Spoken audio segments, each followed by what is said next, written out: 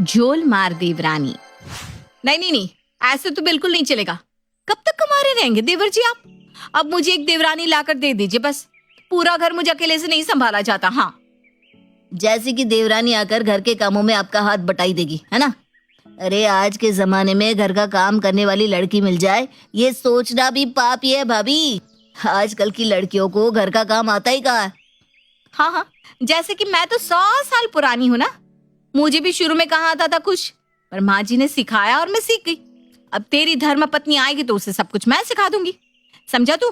तो अब टेंशन मत ले, बस मेरे लिए देवरानी लेकर आ। बात तो सही कह रही है सृष्टि। अरे वक्त रहते तेरी शादी हो जाए तो अच्छा है, वरना बाल वाल झड़ गए ना तो 2-4 रिश्ते आ रहे हैं वो भी बंद हो जाएंगे। सोनिया जी, आप ना इस बार सीरियसली इसके लिए कोई लड़की देखिए। ये बेचारा तो खुद किसी लड़की की यार नजर उठाकर भी नहीं देखता। तुमसे तुम्हारा बेटा छूटे तब तो दूसरे के पल्लू में बंधेगा ना।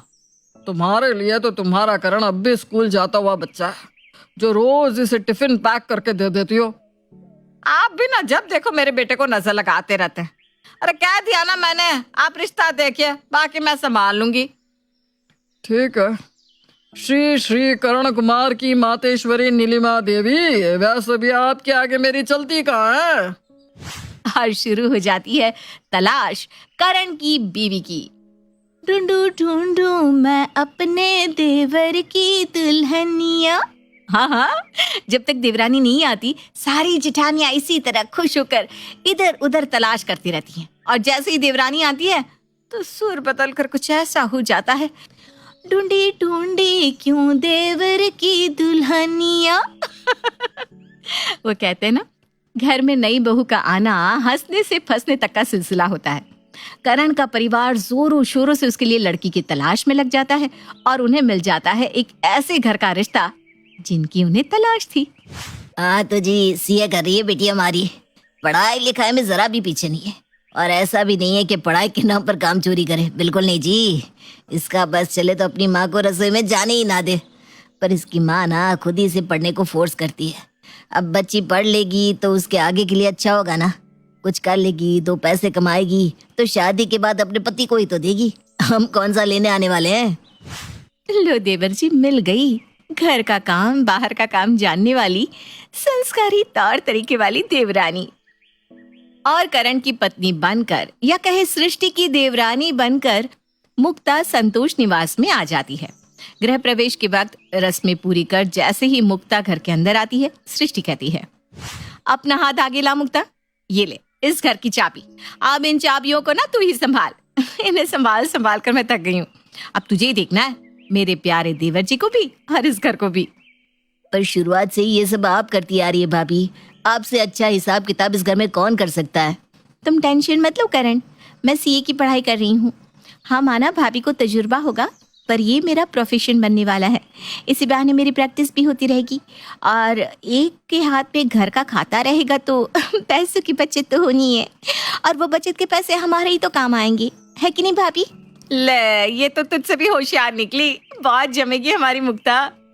और इसी तरह 1 महीना बीत जाता है। 1 महीने के बाद बाप रे बाप, इस महीने का पूरा बजट ही ऊपर नीचे हो गया। क्या बहू, ऐसा क्या हो गया? अब चीजों के दाम जो महंगे हो गए हैं मम्मी जी। जिस चीज की जरूरत है वो तो लानी ही पड़ेगी ना, पर एक्स्ट्रा चीजों का यूज जरा कम करना होगा। फालतू की चीजों का यूज कुछ ज्यादा ही हो रहा है हमारे घर में, जैसे कि भाभी की anti hair fall shampoo, gluten free घी, कुछ चीजों में तो कटौती करनी ही पड़ेगी। अच्छा ऐसी बात है, तो तू देख लेना, तुझे जो समझ में आए वो कर ले। और मुक्ता ने कुछ ऐसा किया जिसका किसी को अंदाजा ही नहीं था। अगले दिन मुक्ता किचन में जाकर सृष्टि से कहती है, आज एक ही सब्जी बनाइएगा भाभी, आप ना रोज 3-4 सब्जी बना देती हैं। देखा है सब्जी कितनी महंगी हो गई है। सब्जियों में जो 1 महीने में पैसे लगने चाहिए वो 10 दिन में ही लग जाते हैं। तो अब से बजट मेंटेन करने के लिए हमें एक सब्जी से ही काम चलाना होगा। और रोटियों पर घी मत लगाइएगा प्लीज। और सभी की थाली में परोसी जाती है बिना घी की रोटियां और एक सब्जी। जहां संतोष निवास में 3-4 सब्जी जब तक प्लेट में ना परोसी जाए कोई खाने की और देखा भी नहीं करता था, वहां पहली बार अपनी थाली में एक सब्जी और सूखी रोटियां देखकर संतोष कहता है, ये सब क्या है? ऐसी क्या भूख मरी छा गई घर में, ऐसी क्या पैसे की कीमत पड़ गई जो रोटी में घी तक नहीं लगा आज। अब नाराज मत होइए पापा जी, वो मुक्ता ने कुछ सोचकर ये फैसला किया होगा ना। आप कहते हैं तो मैं 3 क्या 5 सब्जियां बनवा दूं पापा जी, पर अभी शादी गुजरी है, आपका भी कितना खर्चा हुआ होगा, सब मैनेज करके चलना पड़ेगा ना। और मुक्ता की बात सुनकर संतोष खामोश हो जाता है। पर यह बजटिंग यहीं खत्म नहीं होती। अब थाली में परोसा जाता है अचार और रोटियां। कोई बीमार है क्या घर में जो आज सब्जी नहीं बनी? वो मम्मी जी, कल हम सब रेस्टोरेंट चले गए थे ना, तो बजट थोड़ा ऊंचा नीचे हो गया है। उसी को मैनेज करने के लिए मैंने भाभी से सब्जी बनाने को मना कर दिया था। उसी रात सृष्टि जब पानी पीने के लिए उठती है तो उसे मुक्ता के कमरे से कुछ आवाजें आती सुनाई देती है। सृष्टि जैसे ही मुक्ता के कमरे के बाहर पहुंचती है तो वो देखती है कि मुक्ता पिज्जा खा रही है। ये मुक्ता तो अभी कमाती भी नहीं है, तो फिर ये पिज्जा कैसे आया? हो सकता है देवर जी लेकर आए होंगे। मुझे क्या, मैं जाकर सो जाती हूँ। अगली सुबह सृष्टि की सहेली उसे मिलने आती है। दोनों बातें कर ही रहे होते हैं कि मुक्ता नई ज्वेलरी, नए कपड़े पहनकर अपने कमरे से ऐसे बाहर निकलती है मानो किसी पार्टी में जा रही हो। अरे वाह मुक्ता, तुम्हारी साड़ी तो बड़ी खूबसूरत लग रही है। वो तो लगनी ही है, 8,000 की साड़ी है, करण लाया था मेरे लिए। अच्छा मैं चलती हूँ। मुक्ता के वहां से जाने के बाद माधुरी सृष्टि से कहती है, मुझे तो कुछ ठीक नहीं लग रहा। अब तू ही सोच, करण मुश्किल से 15,000 कमाता है। मुक्ता के मायके वालों ने भी शादी के वक्त उसे कुछ ज्यादा नहीं दिया था, सब तो हमारे सामने ही था। तो अचानक इसके पास ये नए जूते, नए पर्स कहाँ से आ रहे हैं? हर रात मैं देखती हूँ कोई ना कोई डिलीवरी मैन इसे पार्सल पहुंचाने आ ही जाता है। हाँ, कल रात को तो मैंने भी देखा था उसे पिज्जा खाते हुए। पर इसके पास पैसे आ कहाँ से रहे? तुझे क्या लगता है? हमारे घर में तो ऐसे भी पैसों की ना बड़ी प्रॉब्लम हो रखी है। और कहाँ से आएंगे? घर के पैसों में से पैसे मार रही है ये। कहाँ, पहले मेरे आते ही तू चाय नाश्ते की लाइन लगा देती थी, और अब तेरी रसोई में बिस्किट का एक पैकेट तक नहीं होता। तुम लोग खाते क्या हो? अचार रोटी। ऐसा कौन सा बजट संभाल रही है ये लल्लू सी है कहीं की। मुझे तो शुरू से इस पर शक था। पढ़ाई में गोल है ये। मेरी एक फ्रेंड की बैचमेट थी। मुझे तो शक है कि सीए वाली बात भी झूठ तो नहीं बताई इसने।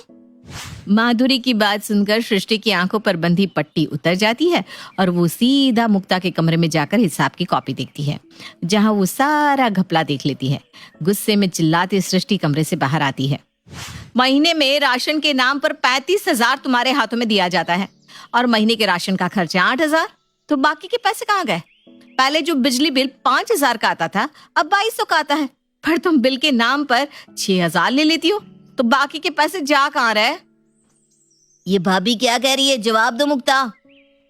ये क्या जवाब देगी, मैं देती हूँ। जवाब है कि सारे पैसे जा रहे हैं इसकी अय्याशियों में। आधी अलमारी भर रखी है मेरी प्यारी देवरानी ने शॉपिंग कर करके। वो भाभी, वो यह सब क्या है बहू? तुझे शॉपिंग करनी थी तो कर लेती शॉपिंग, मांग लेती हमसे पैसे। पर हम लोगों को बीमारों जैसा खाना खिलाने की क्या जरूरत थी तुझे? आपको ही चाहिए थी ना देवरानी, ढूंढ ली अपने देवर की दुल्हन। हो गई भाभी मदद रसोई में। जब से मुक्ता आई है शायद ही उसने कोई काम किया है, सिवाय इसके बजट बनाने के। और बजट का जो बेड़ा गर्क वो कर रही है, वो तो आप सबके सामने आ ही चुका है। वो सारी बातें जो पापा ने आपको बताई थी वो झूठी थी। मुझे किचन का कोई काम आता ही नहीं, इसलिए पहले दिन जब भाभी ने मुझे घर की चाबी सौंपी, मैंने हिसाब की सारी जिम्मेदारियां ले ली। पापा ने कहा था शादी के बाद तेरे मौज मौज है, तुम मेरे हाथों में कैश देता कौन? फिर मैंने दिमाग लगाया, मुझे तो बस एक ही काम आता था, घपला करना, और मैंने वही कर दिया। गलत किया क्या? खुदा पहाड़ निकली चुहिया। मुक्ता की बात सुनकर सभी जोर जोर से हंसने लगते हैं, और इस दिन के बाद घर का हिसाब संभालने की जिम्मेदारी फिर से सृष्टि के हाथ में आ जाती है, और नीलिमा खुद मुक्ता को किचन में कामों की ट्रेनिंग देना शुरू कर देती है।